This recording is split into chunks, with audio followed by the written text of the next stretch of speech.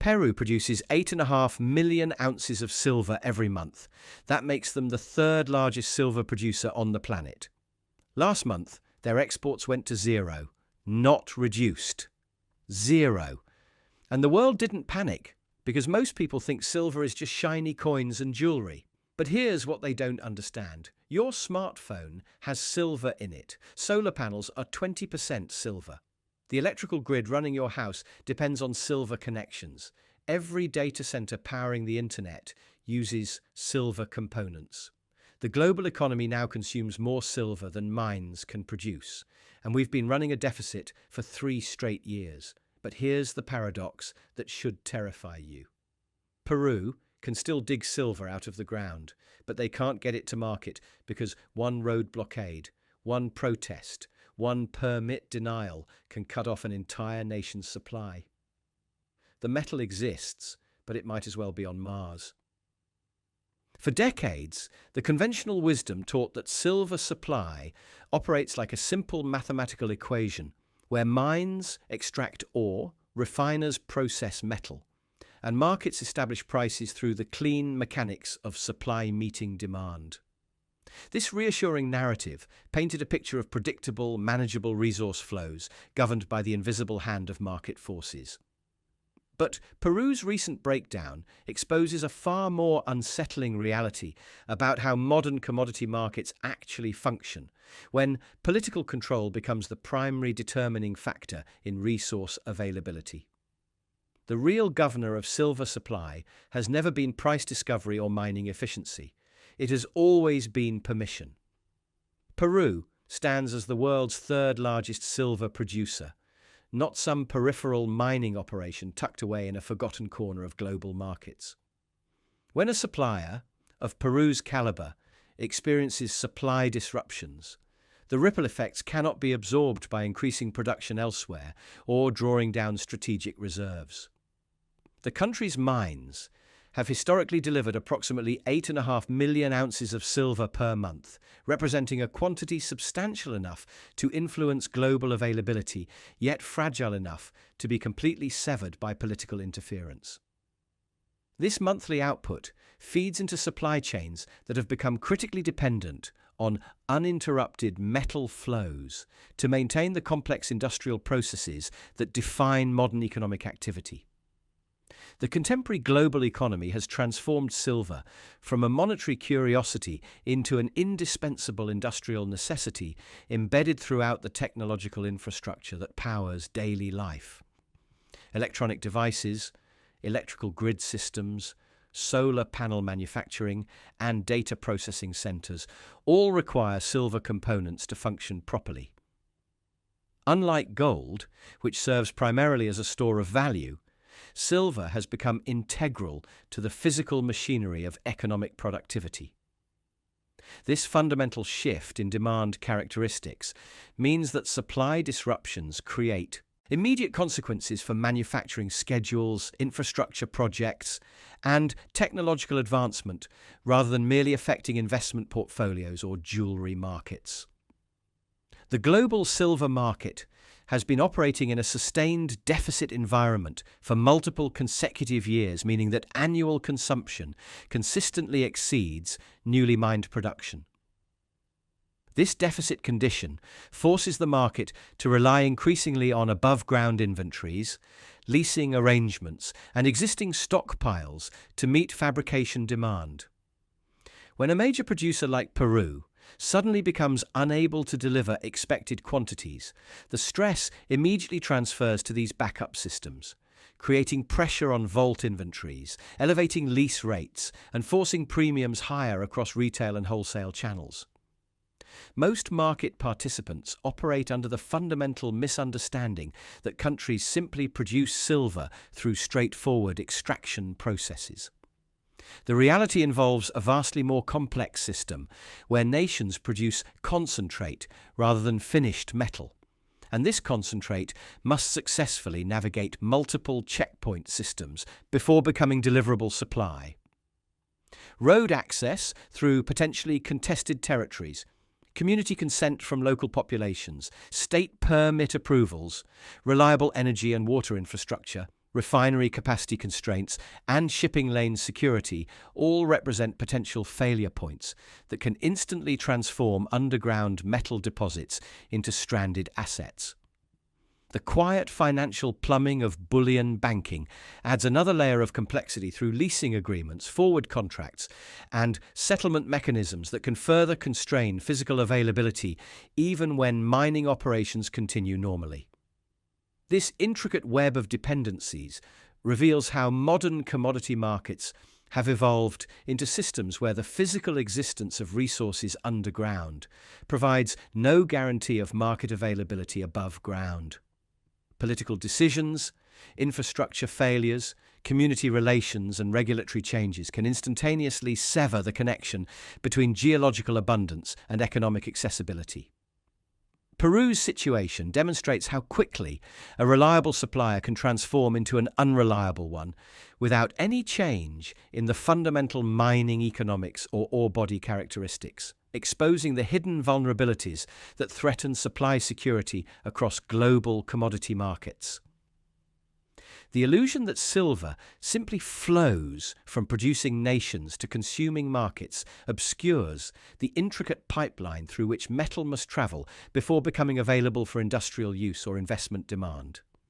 Peru's silver does not magically transport itself from underground deposits to global exchanges through some seamless process of extraction and delivery. Instead, the metal must successfully navigate a precarious corridor system that threads through contested regions, vulnerable infrastructure networks, and politically sensitive territories before ever reaching the refineries that transform raw, concentrate into the bars, coins, and industrial inputs that define deliverable supply. The mechanics of sovereign supply pipelines reveal why modern silver production remains hostage to decisions made primarily for other metals rather than silver itself. Most silver emerges as a byproduct of base metal mining operations, focused on lead, zinc, copper, and gold extraction, meaning that silver supply decisions are subordinated to the economics and politics surrounding these primary target metals. This byproduct relationship creates a fundamental disconnect between silver demand pressures and silver supply responses, since mine operators make production choices based on the profitability and feasibility of extracting the primary metals rather than optimizing for silver output. The transformation of ore into concentrate at mining sites represents only the first step in a multi-stage process that requires extensive coordination across transportation networks, processing facilities, and international shipping systems. Concentrate must travel from remote mining locations to refineries that are often located in entirely different countries, requiring successful passage through road networks, port facilities, and maritime shipping lanes that each present distinct vulnerability points. This geographic separation between extraction and refining creates the extended supply chains where disruption at any single point can completely sever the connection between mining activity and market availability. Road blockades demonstrate how political pressure can instantly transform mining operations from engineering challenges into hostage negotiation scenarios, where production becomes contingent on political settlements rather than technical execution. A single strategically placed road closure does not need to physically shut down mining operations to effectively eliminate export capacity. The blockade only needs to prevent the arrival of essential inputs, including diesel fuel for equipment operation, spare parts for machinery maintenance, chemical reagents for ore processing, and the departure of concentrate shipments bound for refining facilities. This creates a situation where mines can continue operating while being completely cut off from global markets, rendering underground metal deposits economically worthless despite their continued physical existence. The transformation of mining from a predictable industrial process into an ongoing political negotiation fundamentally alters the relationship between production capacity and market supply. Protests and community resistance convert resource extraction into a continuous bargaining process, where local populations, regional governments, and national authorities all maintain effective veto power over export operations, regardless of mining economics or global demand conditions.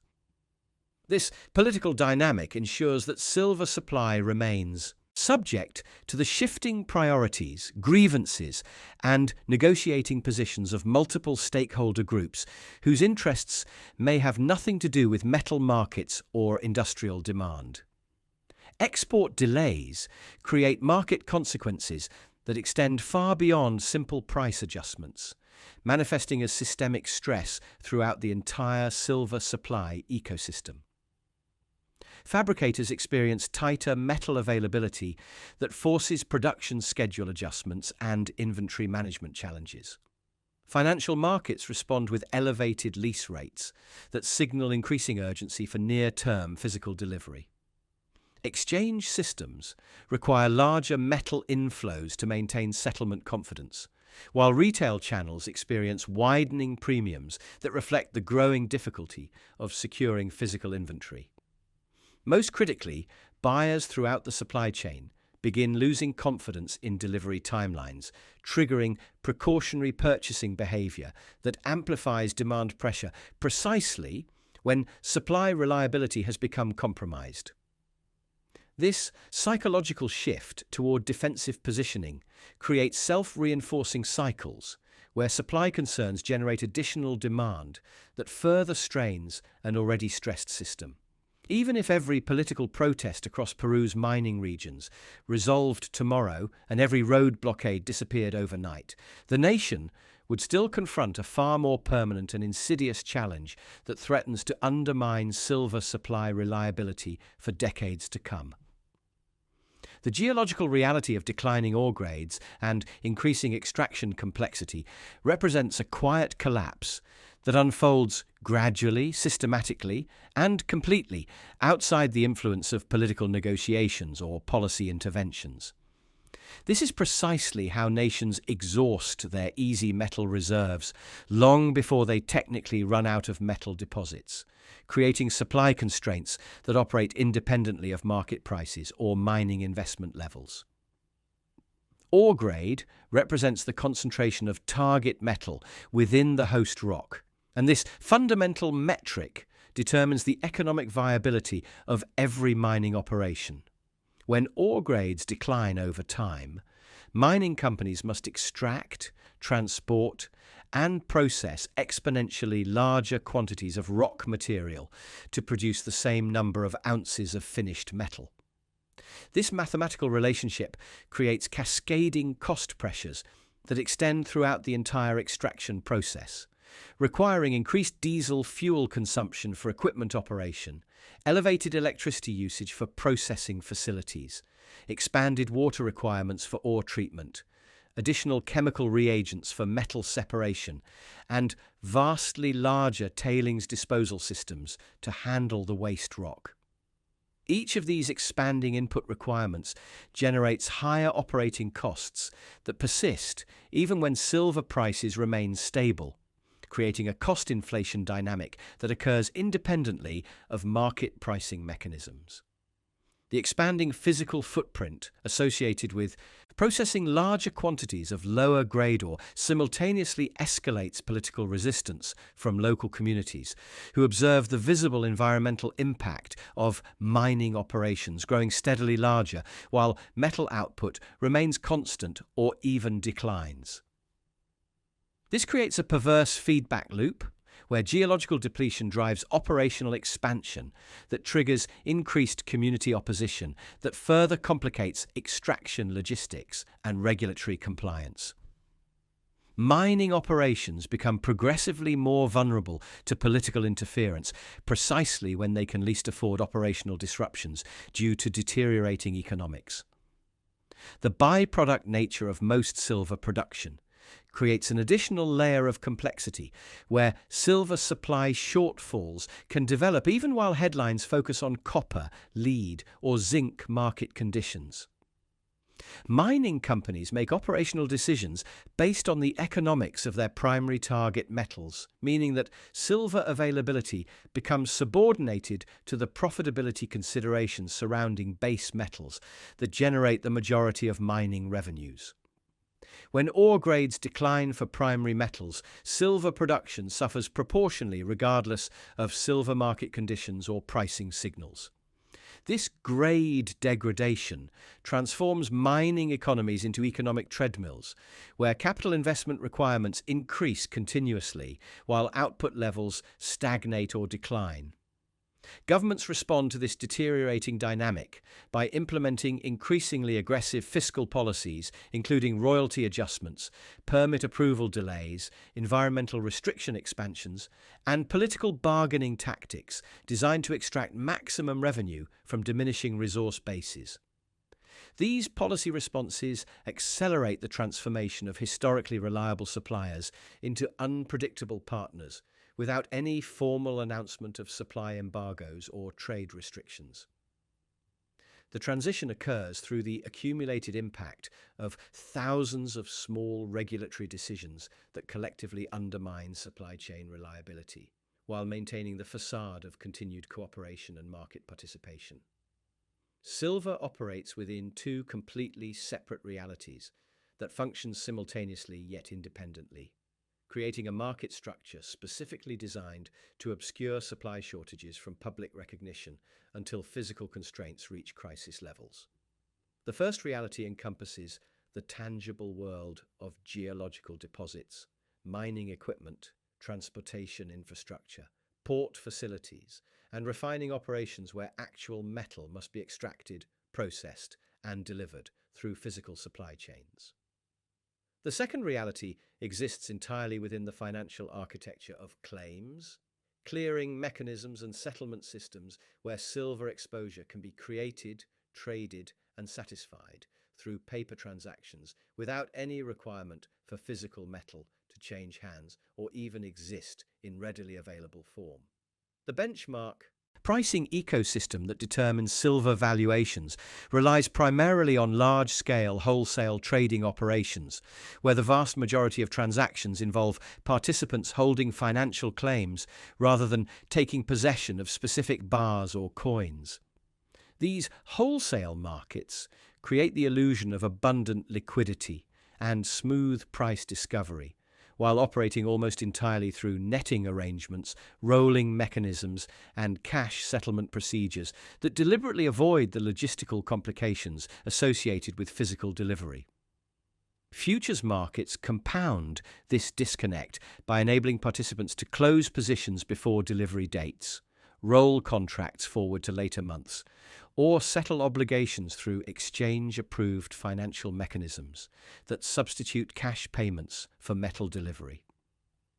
When genuine physical supply constraints begin developing, the resulting stress migrates into obscure market indicators that remain largely invisible to public scrutiny. Lease rates begin climbing as participants compete for access to immediately available metal. Exchange vault systems experience unusual inflow and outflow patterns as institutions scramble to demonstrate their ability to source physical inventory. Price spreads between different trading venues widen as liquidity becomes fragmented across geographic locations and delivery specifications. The sudden movement of metal into exchange, approved storage facilities, reflects desperate efforts to maintain settlement confidence within increasingly strained clearing systems. This two-track market structure enables a fundamental deception where shortages can persist and intensify within physical supply chains, while financial markets continue projecting stability and abundance through their pricing mechanisms. The general public observes headline spot prices and concludes that silver remains readily available, while industry insiders monitor the underlying plumbing through lease rate movements, vault inventory shifts, and delivery pressure indicators that reveal the true supply situation. Market participants with sophisticated understanding of these dual systems position themselves accordingly, accumulating physical positions, while the broader market remains focused on financial pricing signals that mask the developing crisis. The 1979 to 1980 silver episode provides historical precedent for how this bifurcated market structure ultimately resolves under extreme stress. When leverage positions and delivery demands exceeded the system's ability to source physical metal, exchanges implemented emergency rule changes and forced unwinds that prioritized system integrity over individual participant interests. These interventions demonstrated how quickly the rules governing metal markets can be altered when physical constraints threaten financial market stability, revealing the subordinate relationship between individual property rights and systemic preservation within officially regulated commodity trading systems. Peru's supply disruption represents far more than an isolated incident affecting a single mining jurisdiction. It serves as the most visible manifestation of a fundamental transformation occurring throughout global commodity markets as the world economy attempts to simultaneously electrify and digitize using metals whose supply chains have become increasingly politically fragile and geologically degraded. The convergence of these technological transitions with deteriorating resource accessibility creates systemic vulnerabilities that extend far beyond silver markets into the broader foundation of industrial civilization's material requirements. Silver demand remains anchored by structural industrial applications that cannot be easily substituted or delayed, including solar panel manufacturing, electronic component production, electrical grid infrastructure development, and artificial intelligence-linked data center expansion. These demand sources operate independently of investment sentiment or monetary policy decisions, creating persistent consumption requirements that continue growing regardless of supply constraints or pricing pressures. The global silver market has responded to this demand growth by operating in sustained deficit conditions for multiple consecutive years, meaning that annual consumption consistently exceeds newly mined production by substantial margins. This deficit environment transforms supply disruptions from temporary inconveniences into accelerated drawdowns of above-ground buffer inventories that serve as the critical shock absorbers for global metal markets. When major producers like Peru become unable to maintain expected delivery schedules, the resulting supply gaps cannot be filled through increased production elsewhere or strategic reserve releases, forcing the market to consume existing stockpiles at accelerated rates. Episodes of elevated lease rates, liquidity stress, and exchange vault movements represent visible symptoms of this underlying inventory depletion rather than random market panics or speculative manipulations.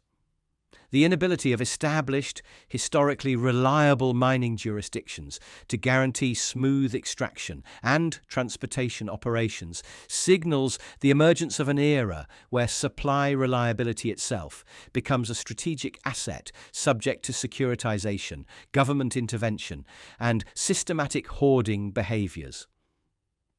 Strategic assets invariably attract official attention through critical mineral designations, national security classifications, and industrial policy initiatives designed to secure preferential access for domestic industries and allied trading partners. Governments begin implementing long-term offtake agreements, stockpiling programs, and supply chain diversification mandates, while exchanges accumulate metal inventories in visible storage facilities to maintain settlement confidence. This transformation converts silver pricing from a process of fair value discovery into a mechanism of supply rationing that determines which participants receive physical metal and which must accept cash settlement alternatives, delivery delays, or forced substitution arrangements. Market participants can track this transition through specific indicators, including lease rate volatility that reflects urgency for immediate physical delivery, exchange vault inventory movements that signal system-wide efforts to demonstrate metal availability, persistent retail premium elevation that indicates widespread sourcing difficulties, and policy headlines from mining jurisdictions announcing royalty disputes, permitting delays, infrastructure instability, and temporary export suspensions. The rational response involves understanding the fundamental distinction between holding claims on silver and possessing actual metal, recognizing the early warning signals that precede mainstream acknowledgement of shortage conditions, and positioning accordingly before the broader market discovers that access to physical metal matters more than spot price quotations in determining real-world purchasing power during periods of currency expansion and resource scarcity.